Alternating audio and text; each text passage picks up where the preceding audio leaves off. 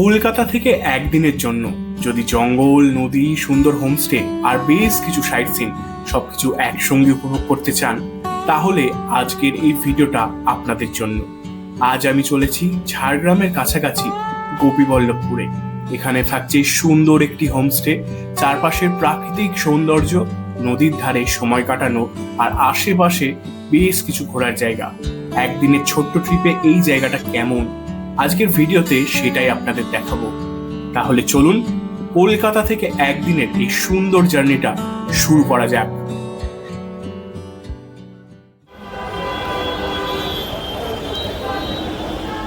সেদিনের আমাদের জার্নিটা শুরু করেছিলাম হাওড়া থেকে বারবিল জনশতাব্দী এক্সপ্রেসে। কলকাতা থেকে গোপীবল্লভপুর যাওয়ার জন্য আমাদের প্রথম গন্তব্য ছিল ঝাড়গ্রাম। ট্রেনে ভাড়া পড়েছিল সেকেন্ড সিটিংয়ে ওই 115 টাকা মতো। আর হাওড়া থেকে ঝাড়গ্রাম পৌঁছাতে সময় লেগেছিল আমাদের 2 ঘন্টা 5 মিনিট। আর এই রুটে মাঝপথে প্রধান যে হলটা ছিল সেটা হচ্ছে খড়গপুর। তাই সকাল সকাল ট্রেনের একটি খুব সুন্দর জার্নি উপভোগ করে অবশেষে গিয়ে পৌঁছালাম আমার গন্তব্য ঝাড়গ্রাম স্টেশনে।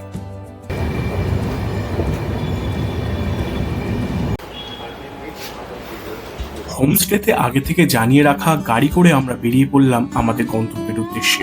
গন্তব্য গোপীবল্লভপুর, হোমস্টে নদীর ধারে, নদীর বাড়ি। আপনারা গাড়ি করে না যেতে চাইলে আপনারা ডাইরেক্ট বাস পেয়ে যাবেন এই হোমস্টে পর্যন্ত যাওয়ার।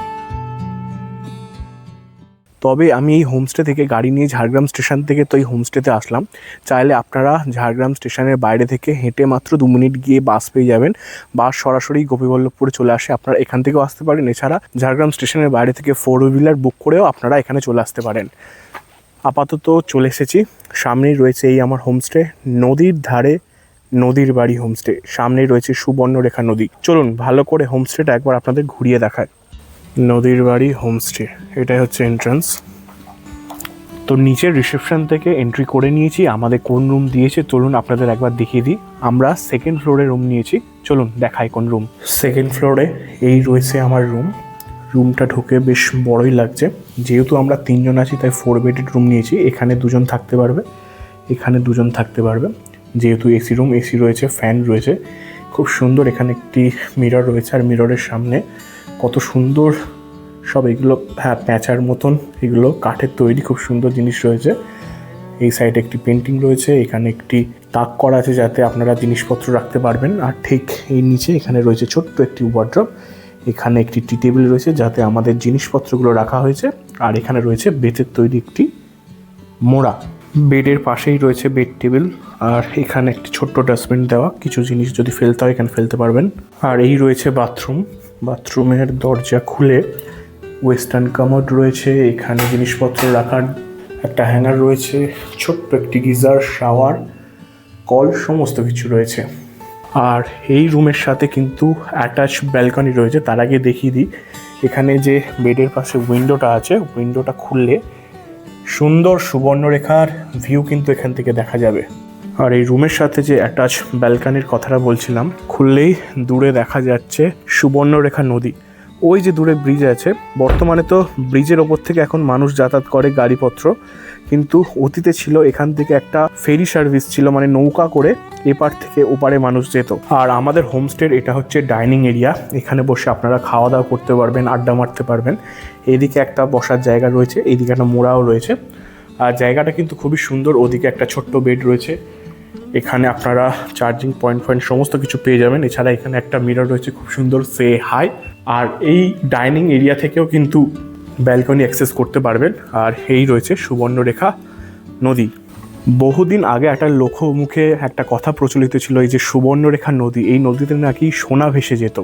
সেই নাম থেকে এই নদীর নাম হয়েছে সুবর্ণরেখা নদী। বর্তমানে তা না দেখা দিলেও কিন্তু এই জলে একটা ঝিলিক দেখা যায়। খুবই সুন্দর জায়গা কিন্তু এই হোমস্টেটা। তবে এই হোমস্টেতে, মানে এই গোপীবল্লভপুরের এই হোমস্টেতে আসতে অনেকটা জার্নি করতে হয়েছে, অনেকই ক্লান্ত লাগছে, খিদেও পেয়ে গেছে। এবার রুম থেকে কিছুটা ফ্রেশ হব, ফ্রেশ হয়ে লাঞ্চ করতে বসবো। আর লাঞ্চের পরে এখানে যে সমস্ত সাইট সিনগুলো রয়েছে, ঘুরে দেখার জিনিসগুলো রয়েছে, বিভিন্ন স্পট রয়েছে, যেমন তপোবন, রামেশ্বর মন্দির, আরও বিভিন্ন শিব মন্দির রয়েছে। বা এইদিকে চারিদিকে এতটা জঙ্গল, এখানেও ঘুরে দেখতে কিন্তু ভালো লাগবে। তো লাঞ্চ করে বেরিয়ে পড়বো সেই সমস্ত জায়গা ঘুরে দেখতে। তো সময় এখন ঘড়িতে প্রায় 2:44, খেতে বসে গেছি লাঞ্চ টেবিলে। আমার পিছনে দেখতে পাচ্ছেন নিম গাছের হাওয়া আসছে, আর পাশেই রয়েছে সুবর্ণরেখা নদী। এখানকার অ্যাম্বিয়েন্সটা কিন্তু খুবই সুন্দর। আর আজকের আমার লাঞ্চে রয়েছে এলাহি সমস্ত আয়োজন, রয়েছে সাদা ভাত, এখানে রয়েছে কলমি শাক, না এটা কলমি শাক ভাজা, রয়েছে কুদরি আলু দিয়ে একটা খুব সুন্দর তরকারি, রয়েছে লাউ আলু আর ছোট ছোট যে চিংড়ি, সেই চিংড়ি দিয়ে একটা তরকারি, এখানে রয়েছে মুগের ডাল ভালো করে ফোড়ন দেওয়া, এখানে রয়েছে মাছটা কি সর্ষে দিয়ে মাছ করা, আর মাছের সাইজটাও বেশ বড়, এই রয়েছে মাছের সাইজ। আর এখানে রয়েছে গ্রিন স্যালাড, এখানে রয়েছে শসা পেঁয়াজ টমেটো যাবতীয় যা থাকে সমস্ত রয়েছে। আর এখানে রয়েছে একটি গোলাপ জামুন, আর সঙ্গে রয়েছে এটা পায়েস, না বাবু পায়েস রয়েছে। এদিকে রয়েছে আনারসের চাটনি। ও আনারসের চাটনিটা কিন্তু খেতে দুর্দান্ত লাগবে। আর এখানে রয়েছে টক আমের চাটনি। তো খেতে তো দুর্দান্ত লাগবে, খাওয়া দাওয়া শুরু করি। প্রথমে শাক ভাজা দিয়ে একটু খাবো। তো খাওয়া দাওয়াটা কমপ্লিট করে নিই। খাওয়া দাওয়া কমপ্লিট করে কিন্তু এখানে যে সমস্ত ঘোরার জায়গাগুলো রয়েছে সেই জায়গা ঘুরতে যাব। তো খাওয়া দাওয়া হয়ে গেছে। খাওয়া দাওয়ার মান যদি বলি খুবই সুন্দর ছিল, ঘরোয়া একদম কাঠের জালে তৈরি রান্না। উনি এসে বলছিলেন যিনি রান্না করছিলেন, পাশেই সুবর্ণরেখা নদী। তো ঘড়িতে এখন সময় 3:25। এবার বেরিয়ে যাবো এখানে যে সাইট সিনগুলো রয়েছে, বিভিন্ন ঘোরার জায়গাগুলো রয়েছে সেইগুলো ঘুরে দেখতে। আর প্যাকেজের মধ্যে কিন্তু ঘোরা ইনক্লুডেড থাকে না, আপনাদের আলাদাভাবে টোটো অটো কিংবা গাড়ি বুক করতে হবে। যদি চান তো এখানকার ওনারের সাথে কিংবা যে স্টাফ থাকবে তাকে বলে দিলে তারা করে দেবে, এছাড়া আপনারাও নিজেরা করে নিতে পারেন। এই যে মেইন রোড দিয়ে যখন যাচ্ছি, এখানে পাশেই তো নদী রয়েছে সুবর্ণরেখা, আর এটা রয়েছে বালির খাদান। দেখতে পাচ্ছেন কতটা বালি এখান থেকে কিন্তু আমাদের কলকাতার দিকে বালি যায়।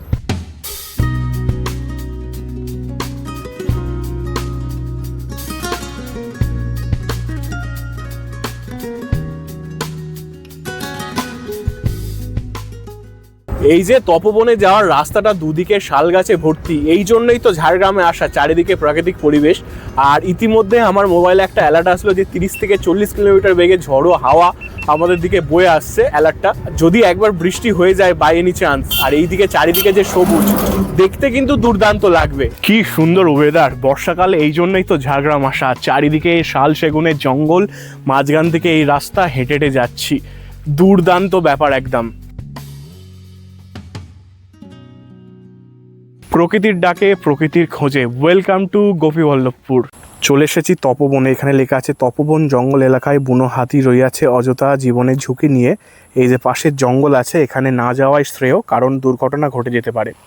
এইদিকে সামনে রয়েছে তপবন যে মন্দিরটা, সেই মন্দির, এখন ওই দিকেই যাচ্ছি। তবে এই যে আকাশ ডাকছে, ঝিরিঝিরি বৃষ্টি হচ্ছে, আর জঙ্গলের মাঝে একটা হন্টেড ফিল হচ্ছে। আর একটা সিভিক ভলেন্টিয়ার উনি বললেন যে আমার ডিউটি শেষ হয়ে গেছে, আমি চলে যাচ্ছি, কিন্তু আপনারা বেশি জঙ্গলের দিকে যাবেন না, এখানে কিন্তু বুনো হাতি রয়েছে। ছোট্ট মতন একটা ব্রিজ আছে এখানে যাওয়ার আগে, অনেক ভিডিওতে এই জায়গাটা দেখেছিলাম, বিভিন্ন গাছপালা দিয়ে পুরো জায়গাটাকে একদম করা।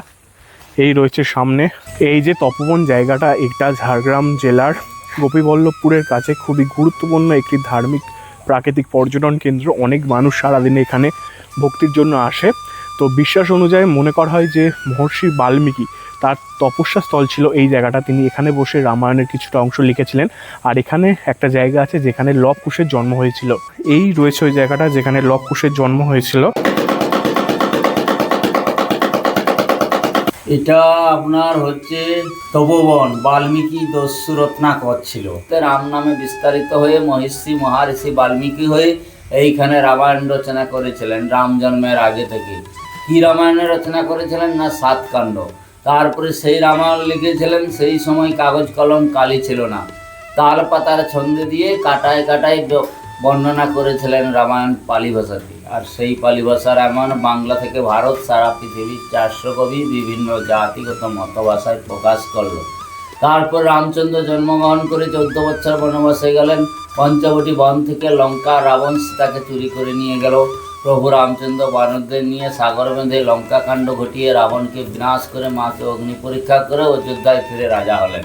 যেই মুহূর্তে রাজা হলেন, প্রজারা সকলেই সীতাকে অপবাদ দিল।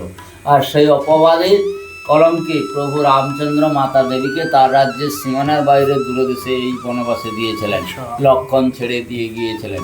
মায়ের ছিল পঞ্চমাস গর্ভবতী, দশম মাসের পূর্ণতায় এখানে লবকুশের জন্ম, এটাই তার আতুর ঘর।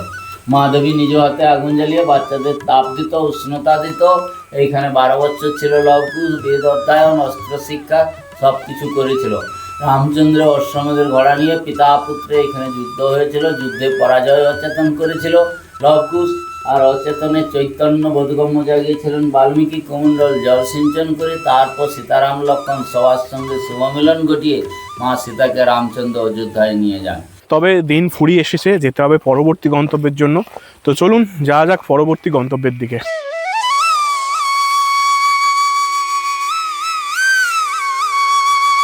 চলে এলাম আমাদের দ্বিতীয় স্পট রামেশ্বরম মন্দির। অবশ্যই এটি একটি শিব মন্দির, আর এই শিব মন্দিরটা এখানে খুবই জাগ্রত। ঝাড়গ্রাম জেলার গোপীবল্লভপুরের মধ্যে এটা পড়ছে।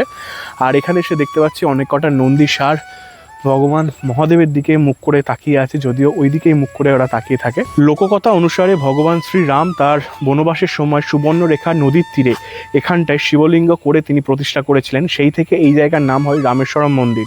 যেহেতু এটা শিব মন্দির, তাই প্রতি বছর শ্রাবণ মাসে বহু বাবা ভক্ত কিন্তু এখানে জল অভিষেক করতে আসেন।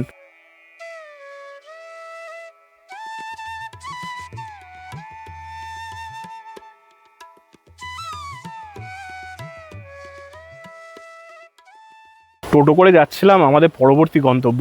তো পুরুলিয়ায় বর্ষাকালে গিয়ে যেমনভাবে একটু ফিল পাচ্ছিলাম, এখানে তেমন ফিল পাচ্ছি। এই যে দেখছেন নিচে খরস্রোতা যে নদী, এই বর্ষার জল একদম পুরো লাল হয়ে গেছে, কারণ এই যে এখানকার মাটি লাল, সেই মাটি ধুয়ে ধুয়ে জলটা যাচ্ছে। আর স্রোত কিন্তু অনেকটাই রয়েছে, দারুণ লাগছে এখানে দাঁড়িয়ে। তো আজকের আমাদের রাতের ডিনারে আছে চিকেন। আর আমি যে হোমস্টেতে আছি নদীর বাড়ি, এখানে কিন্তু সম্পূর্ণ কাঠের জালে রান্না করা হয়। তো বসে পড়েছি, এখন কাকুই রান্না করছিলেন। আমি ভাবলাম যে বাড়িতে মাঝে সাঝে তো আমি তো রান্না করি, তাই একবার এখানে একটু চেষ্টা করে দেখি কেমন হয়। দুপুরবেলা যে খাওয়া দাওয়াগুলো করেছিলাম সম্পূর্ণটা কিন্তু কাঠের জালে রান্না করা হয়েছিল, এবং এইগুলাও কাঠের জালে হচ্ছে চিকেন কষা। তো ঘড়িতে এখন প্রায় সময় আপনার ওই 7:30 মতন বাজে। চলে এসেছি অনেকক্ষণ সাইট সিন থেকে। তো এসে রুমে বসেছিলাম, পাশেই তো সুবর্ণরেখা নদী আছে, এখানে বসে বসে গান শুনছিলাম। আর দিয়ে গেল চা। চায়ে অপশান ছিল, বলছিল যে দুধ চা খাবেন না লাল চা খাবেন। তো বললাম যে লাল চা করতে একটু আদা দিয়ে লেবু দিয়ে। তো সেই চা দিয়ে গেছে, সঙ্গে বিস্কিট দিয়ে গেছে। বিস্কিট তো খাবো না, তো চাটাই এখন খাওয়া যাক। এই নদীর ধারে হাওয়া বইছে, আর সঙ্গে এরকম 1 কাপ গরম চা। আকাশ মেঘলা করে আছে, বিদ্যুৎ চমকাচ্ছে, মানে আলো বোঝা যাচ্ছে। তো বৃষ্টি হলে কিন্তু মন্দ হবে না।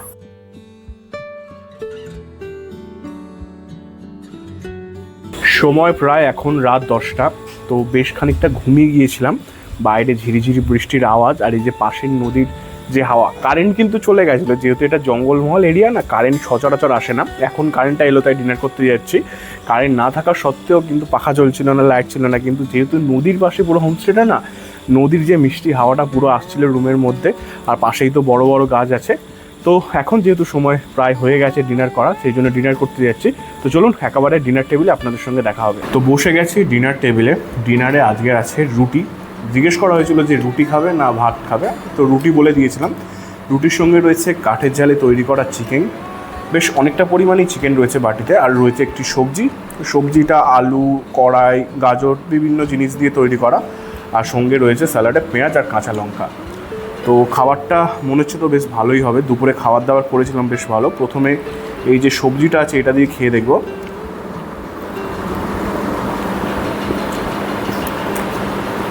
বেশ ভালোই। আর এই রয়েছে চিকেন। তো আজকে রাতে খাওয়া দাওয়াটা করে শুয়ে যাব। আগামীকাল সকালে আবার আপনাদের সঙ্গে কন্টিনিউ করব। তো আজকের জন্য গুড নাইট। সুপ্রভাত। গোপীবল্লভপুরে আজকের আমার দ্বিতীয় দিন। একটা দিন বেশ ভালোভাবে এখানে কাটিয়েছি, অনেকটাই ভালো লেগেছে।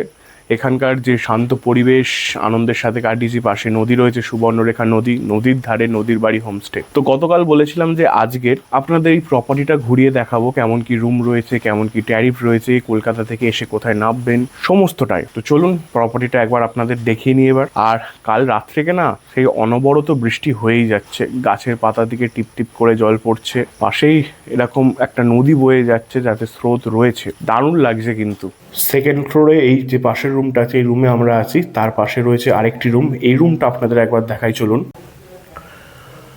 বাহ, দারুণ। ঢুকেই প্রথম এখানে একটি বেড পেয়ে যাবেন, যাতে অনায়াসে তো 3 জন থাকা যাবে, 2-3 জন। আর এখানে একজন থাকা যাবে। আর এই সাইডে একটি টেবিল আছে, ছোট্ট জিনিসপত্র রাখতে পারবেন। এখানে একটি ওয়ার্ডরোব রয়েছে, এখানে একটি বুক সেলফ রয়েছে। আর প্রতিটা রুমে কিন্তু সুন্দর সুন্দর বই রাখা আছে, আপনারা চাইলে অবসর সময় পড়তে পারেন। আর বেডের ঠিক এই সাইডে একটি টেবিল রয়েছে, ফ্যান রয়েছে, এসি রয়েছে, এসি নন এসি আপনারা নিতে পারেন। এখানে একটি উইন্ডো রয়েছে। আর এছাড়া এই দিকে রয়েছে একটি খুব সুন্দর মিরর। এই দিকের যে এটা রয়েছে এটা হচ্ছে ব্যালকানি। চলুন ব্যালকানিটা একবার দেখিয়ে দিই। বাইরে সুন্দর একটা দৃশ্য, এখান থেকেও আপনারা নদীর ভিউ কিছুটা পেয়ে যাবেন। ওই যে রাস্তাটা আছে ওই রাস্তাটা ধরে এসেছিলাম। ব্যালকানিতে ছোট্ট একটি বেসিন রয়েছে, এখানেও একটি মিরর রয়েছে। আর এই রয়েছে বাথরুম। বাথরুমটা বেশ ছোটোর উপরে সুন্দর, ওয়েস্টার্ন কামোড, এখানে বাকেট রয়েছে, কল, গিজার, শাওয়ার রয়েছে, সমস্ত কিছু রয়েছে। আর এখানে জামা কাপড় রাখার জায়গা। তো এই নদীর বাড়ি যে হোমস্টে রয়েছে, এই হোমস্টে দুটো রুম আপনাদের দেখালাম। গতকাল আমরা যে রুমটা ছিলাম ওই রুমটা, আর আজকের এই রুমটা। আরও বেশ কয়েকটি রুম আছে, আপনারা চাইলে এসে দেখে সেখানে থাকতে পারেন। তো চলুন এবার এখানকার ট্যারিফ সম্পর্কে একবার এখানকার যিনি আছেন তার কাছ থেকে জেনে নেওয়া যাক। তো এই নদীর ধারে নদীর বাড়ির ওনারকে আমি এখানে পেয়ে গেছি। নমস্কার। নমস্কার, আপনার নাম? অভিভূষণ ঘোষ। আচ্ছা, বলছি যেহেতু গতকাল এসে আমি আমার রুমটা আমার অডিয়েন্সকে দেখিয়েছি, বা আজকেরও আমি একটা পাশের রুম দেখিয়েছি, তো এই রুমগুলোর ট্যারিফ কেমনভাবে শুরু হচ্ছে? পার ডে পার হেড হচ্ছে, নাকি রুম হিসাবেও কেউ ভাড়া নিতে পারে? রুম হিসাবেও নিতে পারে, আর আমরা ইয়ে করছি পার ডে পার হেড হিসাবে আমরা ইয়ে করছি। আচ্ছা, তার সাথে 3 বেলা খাবার টাবার দিচ্ছি, দিয়ে ওটাকে পার হেড হিসাবে এসি হলে 1400 টাকা, আর নন এসি হলে 1200 টাকা আমরা রেখেছি আর কি, পার হেড পার ডে। তাহলে তো কম দামে এখানেই রয়েছে কাছাকাছি। মোটামুটি আমরা এটার উপরে রেখেছি আর কি। তারপরে সিজন অনুযায়ী এটা আপ ডাউন হয়। আপ ডাউন হবে। আচ্ছা, আমি তো আসার সময় লোকেশনটা একবার দেখিয়েছি। যদি ঝাড়গ্রাম থেকে কেউ বাসে করে আসে, কোন জায়গাটায় নামবে? এই যে গোপালপুরে ব্রিজের আগে চরমন্ডি বলে একটা স্টপেজ আছে, বাসওয়ালাকে বললে ওখানে নামে দেবে। এছাড়া আপনাকে ফোন করলে কি আপনারা ঝাড়গ্রামে গাড়ি পাঠিয়ে দিতে হ্যাঁ পারবেন? হ্যাঁ, আমাদের গাড়ি আছে, ওটা আমরা ফ্যাসিলিটি রয়েছে। হ্যাঁ, আমরা ওখান থেকে টেক আপ করে নিয়ে আসবো। আমরা যেরকম গতকাল এলাম যে আপনাদের সাথে কথা বলে, হ্যাঁ, আমরা ওই ঝাড়গ্রাম থেকে স্টেশন থেকে টেক আপ করে নিয়ে আসবো। আবার যদি হয় আবার গিয়ে দিয়ে আসা, ছেড়ে দিয়ে ওটা আসবো। হয়ে যায়। ওটা হয়ে যাবে, আমার নিজের গাড়ি আছে, কোনো অসুবিধা হবে না। আর বলছি, তাহলে এখানে কি আনম্যারিড কাপল অ্যালাউ রয়েছে? ও তাহলে ডকুমেন্ট লাগবে, প্রপার ডকুমেন্ট। আর ছেলেদেরকে 21 বছর, মেয়েদের 18 বছর। আচ্ছা, তাহলে বুকিং প্রসিডিওর কি আছে? নাম্বারে ফোন করবে? নাম্বারে ফোন করলে বুকিং হয়ে যাবে। আমি ডিসপ্লেতে আর ডিসক্রিপশনে নাম্বার দিয়ে দিচ্ছি, প্রয়োজনে আপনারা কল করে সমস্তটা জেনে এখানে বুক করে নিতে পারবেন। ধন্যবাদ। আপনারা যদি ঝাড়গ্রাম থেকে কিংবা কলকাতা থেকে বাসে আসেন, এই দিকের রোডে আপনাদের নামিয়ে দেবে। ওখান থেকে মাত্র 2 থেকে 3 মিনিট হেঁটে আসা যাবে। আর যদি গাড়ি বুক করে আসেন তো একদম পুরো হোমস্টের আগে নামিয়ে দেবে। তা এই রাস্তা থেকে এসেই সামনে রয়েছে একটি জাগ্রত কালী মন্দির। এখানে আন্টির সাথে কথা হচ্ছিল, আমাদের হোমস্টেতে যিনি রয়েছেন তিনি বলছিলেন এখানে নাকি বছরে 200-250 খানা বিয়ে হয়েই থাকে। খুবই জাগ্রত মা এখানে রাজরানী হয়ে বসে রয়েছেন। আর এই ঠিক মন্দির রয়েছে, তার পাশেই এই দিকটায় রয়েছে সুবর্ণরেখা নদী। আর এই হলুদ রঙের বাড়িটা হচ্ছে আমাদের হোমস্টে, নদীর ধারে নদীর বাড়ি হোমস্টে। এই রয়েছে ঠিক আমাদের হোমস্টে। আর হোমস্টের ঠিক এখান থেকে একটা সিঁড়ি রয়েছে নদীর কাছে নামার জন্য, ওই দিকটাই যাচ্ছি এখন। এই মুহূর্তে আমি চলে এসেছি আমার হোমস্টের একদম কাছে যে জায়গাটা রয়েছে নদীর কাছে, এটা হচ্ছে সুবর্ণরেখা নদী। অতীতে একটা কথা প্রচলিত ছিল যে এই সুবর্ণরেখা নদী থেকে নাকি এখানকার মানুষজন সোনা সংগ্রহ করতো, সেই নাম থেকে এই নদীর নাম হয় সুবর্ণরেখা নদী। একদম পুরো নদীবক্ষের কাছে চলে এসেছি। নদীর স্রোত কিন্তু অনেকটাই আছে, যেহেতু এই যে ঝাড়গ্রাম এরিয়াটা একটা লাল মাটির এরিয়া, তাই বর্ষাকালের জল এখন পুরো লাল। দুর্দান্ত লাগছে এই নদীর পাড়ে এসে। আপনারা বিকালের সময় কিংবা একদম ভোরের সময় এসে এই নদীর পাড়ে বসে থাকতে পারেন এই হোমস্টেতে থাকলে, তো সময় ভালোভাবেই কাটাতে পারবেন। তো গোপীবল্লভপুর এবং গোপীবল্লভপুরের এই নদীর বাড়ি হোমস্টের সমস্ত ডিটেলস কিন্তু আপনাদের সঙ্গে এই ভিডিওতে আমি শেয়ার করে নিলাম। আশা করি ভিডিওটা আপনাদের ভালো লেগেছে। ভালো লাগলে অবশ্যই লাইক করবেন, কমেন্ট করবেন এবং বন্ধুদের মধ্যে শেয়ার করে দেবেন। আর একটা রিকোয়েস্ট, চ্যানেলটি যদি সাবস্ক্রাইব না করা থাকে অবশ্যই সাবস্ক্রাইব করে পাশে থাকা বেল আইকনটি প্রেস করে দেবেন, যাতে করে নতুন ভিডিওর সাথে সাথে পৌঁছে যায় আপনার মোবাইলের নোটিফিকেশান। আজ তাহলে এখানেই থাক। আশা করছি অনেক ভালো থাকবেন, সুস্থ থাকবেন। দেখা হচ্ছে পরবর্তী কোনো পর্বে, পরবর্তী কোনো ভিডিওতে। আজ তাহলে টাটা, জয় হিন্দ, জয় ভারত।